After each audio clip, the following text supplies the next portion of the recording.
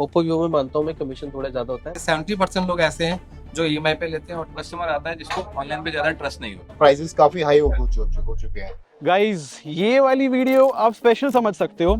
इस टाइम पे अगर मैं दिल्ली की one of the best areas की बात करूं जहां पे हम फोन खरीद सकते हैं, मैं वहां पर खड़ा हूं। ये है रोहिणी की लोकेशन और M2 के मार्केट में हूं मैं। अगर वेस्ट या फिर नॉर्थ वेस्ट दिल्ली के अंदर किसी को भी फोन खरीदना है तो ज्यादातर लोग यहीं पे आते हैं। और ये जो जगह है पर्सनली मेरे लिए भी स्पेशल, पता है क्यों है? क्योंकि मेरी स्कूलिंग जो है रोहिणी वाले एरिया में ही हुई है और मैं यहाँ पर बचपन में बहुत आया हूँ। और अब जो है पूरा YouTube चैनल बनने के बाद हम जो है देखेंगे कि भाई मार्केट में हर एक प्राइस सेगमेंट में क्या रिकमेंड कर रहे हैं लोग। जैसे कि एक फाइट होती है ना ऑफलाइन वर्सेस ऑनलाइन, आज उसी की सारी मिथ बस्ट करेंगे और जानेंगे भाई कि ये जो शॉप्स वाले हैं हमें क्या डील रिकमेंड करते हैं, किस प्राइस में कौन सा फोन रिकमेंड करते हैं, और मैं आपको रियलिटी बताऊंगा कि वो सही है या फिर गलत। तो आइडिया सिंपल है भाई, हम उन्हीं शॉप्स में जाएंगे जो हमें ना पहचाने, कोशिश हमारी यही है। और दूसरी चीज हम जो है जस्ट ये पूछ कर आ जाएंगे अंडर 20,000 या फिर अंडर 15,000 कौन सा फोन अच्छा है, और हम बस बातें जानकर आने वाले हैं और फिर मैं आपको अपने स्टूडियो में जाके रियलिटी बीच बीच में बताता रहूंगा।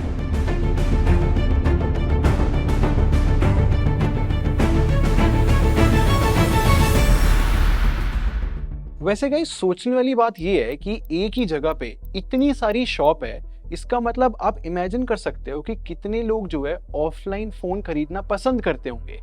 बट क्वेश्चन ये आता है कि फर्स्ट प्लेस पे ऑफलाइन मार्केट से फोन क्यों खरीदने आते हैं लोग? यहाँ पे ऑनलाइन वाला कस्टमर बहुत कम आता है। अच्छा। जिसने प्रोडक्ट ऐसा कोई देखा जो ऑनलाइन ज्यादा प्रोडक्ट वो होते हैं जिसमें फीचर्स ज्यादा मिलते हैं, लेकिन ऑफलाइन में वो कस्टमर आता है जिसको ऑनलाइन पे ज्यादा ट्रस्ट नहीं होता। तो यहाँ पे जितने कस्टमर आते हैं मैक्सिमम ज्यादातर कस्टमर ना वॉक इन कस्टमर होता है जो प्रोडक्ट की डिमांड करते हुए आता है कि जैसे मुझे वीवो का फोन चाहिए, ओप्पो चाहिए, MI चाहिए। बेसिकली दो रीजन निकलेगा इस। पहला, ट्रस्ट फैक्टर ना बहुत ज्यादा बढ़ जाता है। I mean, जब आप फोन खरीदने जा रहे हो ना, एक शॉपकीपर के साथ आप कनेक्ट करोगे, ऑटोमेटिकली उससे थोड़ा सा ट्रस्ट बढ़ जाता है। और सबसे इंपॉर्टेंट चीज, जब आप कोई भी चीज खरीदने से पहले उसको चेक कर पा रहे हो, प्रॉपरली डिजाइन देख पा रहे हो कि भाई रियल लाइफ में कैसा दिखता है, तो वहीं से ही और ज्यादा ट्रस्ट बढ़ जाता है। सेकेंड पॉइंट ये है कि लोग है ना अपने पूरे माइंड में सोच के आते हैं कि भाई मुझे कौन से ब्रांड का फोन खरीदना है। और ये बहुत सैड पार्ट है, मतलब समझ रहे हो, अगर उनका 30,000 का बजट है तो काफी सारे लोग ऐसे हैं कि जस्ट शॉप में घुसेंगे,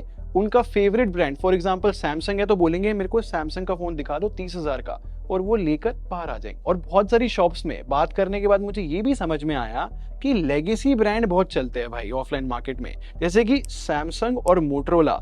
हर एक शॉपकीपर का कहना था कि ये लोग खरीदना चाहते हैं सबसे ज्यादा। फिर नेक्स्ट क्वेश्चन, मैंने सारे शॉप वालों से पूछा कि जितने भी यंग लोग फोन खरीदने आते हैं उनकी सबसे ज्यादा क्या डिमांड होती है, कैमरा, प्रोसेसर, डिजाइन, मतलब किस थॉट से आते हैं सारे? फोटो के शौकीन है लोग, मतलब कैमरा ज्यादा प्रेफर करते हैं। प्रोसेसर भी पहले मैटर करता था, बट आज के टाइम पे लोग कैमरे को ही ज्यादा प्रेफरेंस दे रहे हैं। हमारे पास कस्टमर कोई भी आएगा उसका सबसे पहले एक ही चीज होती है कि वो फोन उठाएगा और सबसे पहले वो यूजर इंटरफेस पे जाके उसका कैमरा खोलेगा, ठीक है, और पिक्चर कैप्चर करेगा। ऑनेस्टली बताऊं तो मुझे पहले से पता था कि ज्यादातर लोग जो है कैमरे के लिए फोन खरीदना चाहते हैं। और ये सिर्फ ऑफलाइन मार्केट में ऐसा नहीं है, मतलब जब मैं वीडियोस भी बनाता हूं ज्यादातर लोग कैमरा ही देखने आते हैं कि कितनी अच्छी क्वालिटी आ रही है। बट ऑनलाइन जो लोग फोन खरीदते हैं ना, यहाँ पर उनमें डिफरेंस है। वो लोग कैमरे के साथ साथ प्रोसेसर को सबसे ऊपर रखते हैं, और यही सबसे बड़ा डिफरेंस है ऑनलाइन मार्केट और ऑफलाइन मार्केट के अंदर। और इस बात की ना सेंस भी बनती है, जो बंदा ऑनलाइन इंटरनेट अच्छे से चलाना जानता है ना, उसको रिसर्च करनी भी आती है, तो उसको पता है कौन सा प्रोसेसर अच्छा है, कौन सा बुरा है, कैमरा सच में क्या होता है, कैमरा सेंसर क्या होता है। वो 4 वीडियोस देख के 4 नई चीजें सीख पाता है। बट ऑफलाइन मार्केट में क्या होता है ना, यूजुअली लोग ब्लैंक माइंड से ही जाते हैं और वो ज्यादा रिसर्च करना नहीं चाहते। तो शॉप में घुसे, जो सामने दिखा बंदा उससे बोला भाई ये प्राइस सेगमेंट में फोन खरीदना है, और जो उसके मन में आया आपको सेल करते हैं। और ऑफलाइन मार्केट में अगर कोई फोन खरीदने भी जाता है ना, आप खुद सोचो वो मैक्सिमम शॉप में खड़ा होकर क्या कर सकता है, कैमरा ही तो ओपन करेगा ना वो, और जस्ट कैमरे से अपने एक फैमिली मेंबर की फोटो खींच लेगा जिसके साथ आया है, या फिर एक सेल्फी कैप्चर कर लेगा। एंड टू तो रन नहीं कर सकते किसी एक शॉप में जाके। और जितनी ज्यादा अलग अलग शॉप्स को मैं विजिट कर रहा था, बहुत अलग अलग चीजें पता लग रही थी। मतलब एक शॉपकीपर ने एक टर्म यूज करी ASP। हाँ जी, ASP अराउंड 30 रहती है। 30,000 के 30,000 के आसपास। ठीक है। तो यही रेंज का कस्टमर सबसे ज्यादा होता है यहाँ पे, 20 से लेके आप 20 से प्लस ही रहता है। सर 20 से 30 में ज्यादा लोग बाय करते हैं, बट अब धीरे धीरे लोगों ने अपनी रेंज अप कर लिया है। 20,000 के अप्रोक्स के जो मॉडल्स होते हैं वो ज्यादा डिमांडिंग होते हैं। 30 to 40,000। आई मीन बहुत सरप्राइजिंग नहीं है गाइस ये चीज कि हम इंडियंस जो है कुछ साल पहले 15 से 20,000 रुपए के सबसे ज्यादा फोन खरीद रहे थे, और अब हमारा बजट इतना बढ़ चुका है कि हम 30,000 के अराउंड के सबसे ज्यादा फोन खरीदते हैं। मतलब मल्टीपल शॉप्स वालों ने बोला है कि 20 से लेके 40,000 रुपए के बीच में सबसे ज्यादा फोन सेल होते हैं, और इस चीज को यूजुअली प्रीमियमाइजेशन बोलते हैं। यार मेरे को बहुत अच्छा लग रहा है कि हमारा इंडिया इस तरीके से ग्रो कर रहा है कि हम प्रीमियम चीजों पे पैसा लगा रहे हैं। बट फिर गाइस इसकी एक डार्क साइड भी है। हाँ, ईएमआई की वजह से, क्योंकि आजकल देखो कितने लोग आपके पास आते हैं ईएमआई पे खरीदने के लिए फोन? सर अगर 10 में से कितने कस्टमर ईएमआई 10 में से सर 7 कस्टमर हमारे पास ईएमआई के लिए आते हैं। वाले? रेशियो की बात करो तो 100% में से 70% लोग ऐसे हैं जो ईएमआई पे लेते हैं और 30% लोग कैश से। हाँ भाई, ये चीज सबको पता है कि इंडिया में सबसे ज्यादा फोन जो है ईएमआई पे खरीदे जाते हैं। मतलब एक न्यूज भी आई थी कि 70% आईफोन्स जो इंडिया में खरीदे गए हैं ना, वो ईएमआई पे खरीदे गए हैं। और ईएमआई पे फोन खरीदना सही है गलत, इस चीज के ऊपर मैंने पूरी वीडियो बना रखी है। मैं सच में आपको बोलूंगा वो जरूर जाकर देखना। बट यहाँ पर नोटिस करने वाली बात ये है कि हर एक शॉपकीपर को पता था कि लोग जो है अपने बजट से ज्यादा जाकर फोन खरीद रहे हैं क्योंकि ईएमआई पे मिल जाते हैं। फिर नेक्स्ट सबसे इंपॉर्टेंट और सबसे कंट्रोवर्शियल चीज में पूछने गया कि भाई आपने इंटरनेट पे सुना होगा कि ऑफलाइन मार्केट वाले जो है कहीं ना तो कहीं स्कैम करते हैं। ये बहुत ज्यादा वर्ड यूज होता है भाई जब भी कोई वीडियो बनाता है ऑफलाइन मार्केट पे, कि ये लोग जो है गलत फोन रिकमेंड करते हैं आप लोगों को जिससे इनको ज्यादा प्रॉफिट मिले। तो इस चीज को क्रॉस चेक करने के लिए मैंने सारी शॉप्स में पूछा अंडर 20,000 आपके हिसाब से कौन सा अच्छा फोन है। मोटो G96 अवेलेबल हो जाएगा आपको। वीवो का Y31 Pro। सैमसंग की अगर मैं बात करूँ, सैमसंग A17 आता है। ठीक। A5 Pro। A17 ये मॉडल आता है, 96 आता है मॉडल। ठीक है। G96 और A6 Pro मिल जाएगा आपको। फिर मैंने 30,000 में बेस्ट फोन पूछा। सर मैं आपको रिकमेंड करूंगा वीवो का V60e model. Sir Redmi 14 Pro Plus ले लो। ठीक Note है 14 Pro Plus। इसके अलावा F31 ठीक है। F31 Pro।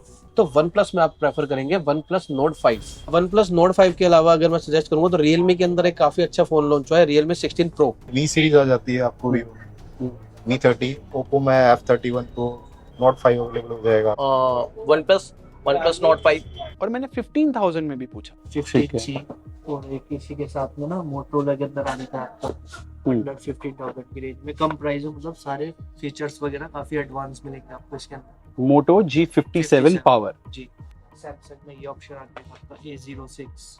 Redmi 14C। अब देखो सिंपल सी बात है, कोई भी टेक समझता है, स्पेसिफिकेशन समझता है, तो उन सबको पता होगा कि जितने भी फोन रिकमेंड करे है ना, ये अच्छी स्पेसिफिकेशंस के साथ नहीं आते। मतलब एटलीस्ट प्राइस के अकॉर्डिंग ये सारे फोन्स जो है अच्छी स्पेक्स नहीं देते। बट कुछ शॉपकीपर्स जो है एक्सेप्शन भी थे। मतलब 30,000 के अराउंड काफी जगह मैंने देखा OnePlus Nord 5 सेल करना चाह रहे थे शॉपकीपर्स, जो कि बहुत अच्छा फोन है इस प्राइस में। या फिर 20,000 रुपीज में Motorola G96 सेल करना चाह रहे थे, जो कि एक डिसेंट ऑप्शन है। बट इन दो फोन्स के अलावा जितने भी फोन के नाम लिए ना शॉपकीपर्स ने, उन सब में एक ही चीज कॉमन थी, उन सारे फोन्स में वीक प्रोसेसर मिलता है। और इसके पीछे रीजन है गाइस कि ऑफलाइन मार्केट में इतनी अच्छी स्पेसिफिकेशंस या फिर इतने अच्छे processor value for money phones क्यों नहीं होते। और इस बारे में जब मैंने सबसे बात करी तो इसके पीछे एक मेजर रीजन निकल कर आया, वो है कमीशन। मैं समझाता हूँ। कुछ ब्रांड ऐसे हैं जो स्पेशली ऑफलाइन मार्केट के हिसाब के फोन बनाते हैं। इसका मतलब ये है उस फोन का प्राइस जो है बहुत महंगा रहेगा, जिससे शॉपकीपर को भी कमीशन मिल जाए और ब्रांड के पास भी थोड़ा प्रॉफिट बच जाए। और जब मैंने ज्यादातर शॉपकीपर से पूछा कि ऐसे कौन से ब्रांड है जो सबसे ज्यादा कमीशन देते हैं, तो ज्यादातर लोगों ने ओप्पो वीवो का ही नाम लिया है। सर देखो एक्चुअली क्या है, बात ठीक है,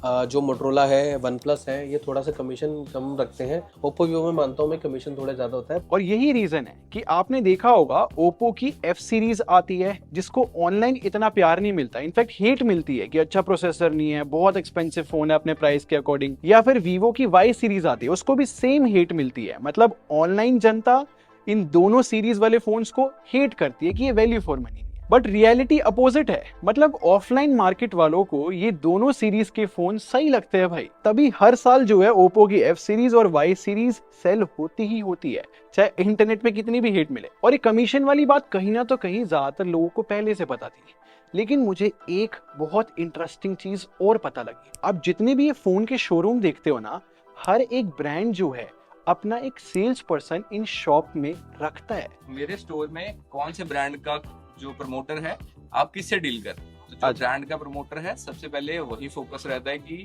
वो ही अपना प्रोडक्ट पिच करेगा, क्योंकि एटलीस्ट वो भी वहाँ पे खड़ा है तो वो भी अपने आप को जस्टिफाई करेगा। जैसे कि एक शॉप में मैं गया, वहां पर मोटरोला का सेल्स पर्सन मिला। अभी जैसे आपने मोटरोला की जैकेट पहनी है, तो ये ब्रांड देता है या फिर क्या रहता है? ब्रांड। अच्छा, ब्रांड देता है। आप मतलब मोटरोला को फोन सेल करते हो बेसिकली। मोटरोला की तरफ से। फिर दूसरी शॉप में मेरे को वीवो का सेल्स पर्सन दिखा। इसका मतलब आप समझे, अगर आप किसी शॉप में जाते हो और आपको नहीं पता कि भाई आपको कौन सा फोन खरीदना है, और अगर आपके सामने मोटरोला का सेल्स पर्सन हुआ, तो वो सबसे पहले कोशिश करेगा कि आपको मोटरोला का फोन ही सेल करे, चाहे वो उस प्राइस सेगमेंट में अच्छा हो या ना हो। इनफैक्ट यहाँ से ये भी समझ में आता है कि ब्रांड कितना ज्यादा पैसा लगा रहा है यार, कि अपने सेल्स पर्सन ऐसे ऑफलाइन मार्केट में उन्होंने रखे हुए हैं। सोचो कितना पैसा ब्रांड लगाता होगा इन लोगों को हायर करने में, फिर इनको ट्रेन करने में, और फिर इनको अलग अलग शॉप्स में भेजने में। तो ये सारी बातें जानने के बाद क्या हम मान के चले कि ऑफलाइन मार्केट वाले स्कैम करते हैं? इसका एकदम सीधा आंसर मैं दूं तो स्कैम बोलना या फिर फ्रॉड बोलना या फिर गलत काम बोलना, अगर ओपन माइंड से सोचा जाए ना, बहुत ही गलत है। ये लोग कुछ भी गलत नहीं कर रहे हैं, क्योंकि यहाँ पर सबसे मेन बात आती है अवेलेबिलिटी की। ऐसा नहीं है कि जब मैं उनके पास गया तो वो सिर्फ ओप्पो या वीवो के ही फोन सेल करना चाह रहे हैं जिससे उनको कमीशन ज्यादा मिल जाए। प्रॉब्लम ये है कि जितने भी ब्रांड एग्जिस्ट करते हैं ना, वो सारे के सारे ऑफलाइन मार्केट में अलग तरीके के फोन ही देते हैं शॉपकीपर को, और ऑब्वियसली अगर और कोई फोन्स उनको नहीं देंगे तो वो कैसे सेल करेंगे। फॉर एग्जाम्पल वीवो की टी सीरीज आती है, वो ऑनलाइन रखी हुई है क्योंकि वीवो को पता है कि ऑनलाइन जो ऑडियंस है वो प्रोसेसर पे बहुत ध्यान रखती है। या फिर आईकू इसका बेस्ट एग्जांपल है, मतलब आईकू के फोन ज्यादातर ऑनलाइन ही सेल होते हैं। इनफैक्ट ये सेम स्टोरी रियलमी की भी है, पोको की भी है। आप जितने भी वैल्यू फॉर मनी फोन देखोगे ना, वो ऑनलाइन मिलते हैं, ऑफलाइन मार्केट तक पहुंचते ही नहीं। मतलब शॉपकीपर को अगर ब्रांड फोन देगा ही नहीं तो वो सेल कैसे करेंगे। और ऑब्वियसली अगर कोई भी शॉप खोल के बैठा है, वो रेंट दे रहा है, उसके पास सेल्स पर्सन है, वो पूरी टीम बनाकर बैठा है, जो फोन ब्रांड उनको प्रोवाइड करेगा, जिसके ऊपर सच में मार्जिन होगा, प्रॉफिट होगा, फिर वो वही तो सेल करेंगे। तो इस चीज को स्कैम बोलना आई थिंक एक राइट वर्ड नहीं है। इसका सिंपल सा सोल्यूशन है, आई थिंक अगर कोई भी फोन खरीदने जा रहा है ना, चाहे फिर आपके पेरेंट्स जा रहे हो, आप जा रहे हो, आप सबको वेल रिसर्च होना ही पड़ेगा। और रिसर्च भी ऐसे नहीं करनी होती, बेस्ट स्मार्टफोन अंडर 20,000 लिख दिया, 30,000 लिख दिया, इससे आपको कुछ क्लैरिटी नहीं आने वाली। आपको खुद पहले पता होना चाहिए कि आपके लिए कैमरा इंपॉर्टेंट है या फिर प्रोसेसर इंपॉर्टेंट है। उस हिसाब से रिसर्च करो कि बेस्ट कैमरा फोन कौन सा चल रहा है प्राइस सेगमेंट में, या फिर बेस्ट परफॉर्मेंस किस में मिलेगी। या फिर गाइज आप मेरी वीडियोस भी देख सकते हो। मतलब मैं कोशिश करता हूँ कि जब भी कोई फोन की अनबॉक्सिंग वीडियो बनाऊं ना, मैं आप लोग को लास्ट में क्लियरली बता दूं कि ये फोन डिजाइन के लिए अच्छा है, कैमरे के लिए अच्छा है, या फिर परफॉर्मेंस के लिए अच्छा है। इससे आपको पूरी क्लैरिटी होगी कि भाई फोन अगर आप खरीदने जा रहे हो तो किस वजह से खरीदने जा रहे हो। और एक और चीज को मैं एग्री करूंगा, मतलब ऑनलाइन फोन खरीदने में काफी लोगों को डर लगता है, और लगना भी चाहिए। मतलब यार अगर आप पैसे जोड़ के 30,000 का फोन खरीदने जा रहे हो और बाय चांस एक ब्रिक मतलब ईंट आ गई फोन के बॉक्स के अंदर, तो भाई किसी को भी डर लगेगा। फिर ऑनलाइन किसको फोन करोगे, कस्टमर केयर कैसे रिस्पॉन्स करेगा, आप पे ट्रस्ट करेगा या नहीं। मैं समझता हूँ इन बातों को, इसलिए लोग जो है ऑफलाइन फोन भी खरीदने जाते हैं, क्योंकि ये डर नहीं रहता कि भाई बॉक्स में से ईंट निकल गई। आई मीन ये भी एक बहुत बड़ा रीजन है कि कुछ लोग ऑनलाइन फोन खरीदना ही नहीं चाहते। तो ढंग से देखा जाए तो लड़ाई ये नहीं है कि ऑनलाइन मार्केट सही है या फिर ऑफलाइन मार्केट। मेन पॉइंट ये है कि अगर आप फोन खरीदने जा रहे हो तो आपको अपनी नीड्स के बारे में पता है कि नहीं, आपको रिसर्च करनी आती है कि नहीं, और आप कहीं लेजी तो नहीं हो रहे कि लाइक कौन सर्च करेगा यार, सीधा शॉपकीपर के पास जाता हूँ और वो जो बोलेगा खरीद लूंगा। और ये बात सिर्फ फोन वाली मार्केट के लिए नहीं है, ये चाहे आप एसी खरीदने जाओ,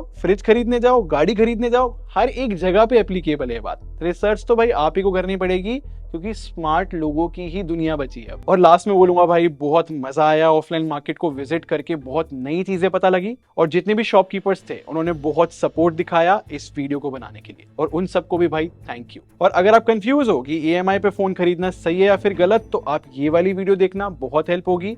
या फिर आप ये सोच रहे हो कि इंडिया में क्यों नहीं खुद के फोन बनते, खुद के प्रोसेसर बनते, तो अब ये वाली वीडियो देखना, बहुत कुछ पता लगेगा।